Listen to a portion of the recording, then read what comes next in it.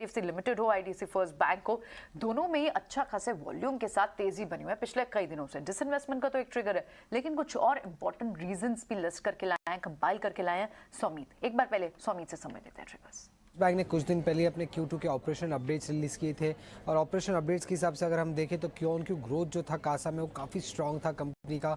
उसी के साथ कंपनी का जो एसेट क्वालिटी था वो भी काफ़ी हेल्दी रहा था Q2 में। तो ये एक पॉजिटिव ट्रिगर था आईडीएफसी फर्स्ट बैंक के लिए। बट जो दो मेजर पॉजिटिव ट्रिगर है इन दोनों ही कंपनीज के लिए, वो पहले तो ये है कि जो म्यूचुअल फंड डील है वो जल्द ही कंप्लीट हो जाएगी और जो रिवर्स मर्जर है वो शायद हो सकता है आईडीएफसी और आईडीएफसी फर्स्ट बैंक में ये म्यूचुअल फंड डील होने के बाद। अगर म्यूचुअल फंड डील हो जाती है तो आईडीएफसी को करीब 4,500 करोड़ मिलेगा म्यूचुअल फंड बिजनेस बेच के, और ये 4,500 करोड़ में से कुछ पार्ट कंपनी शायद डिविडेंड की तरह अनाउंस कर सकती है, तो वो एक बेनिफिट हो जाएगा आईडीएफसी शेयर होल्डर के लिए। बट जो बैलेंस रह जाएगा वो शायद रिवर्स मर्जर के थ्रू आईडीएफसी फर्स्ट बैंक में इन्फ्यूज किया जाएगा और ये इन्फ्यूजन के कारण आईडीएफसी फर्स्ट बैंक को कैपिटल मिलेगा ग्रोथ के लिए आगे चलते।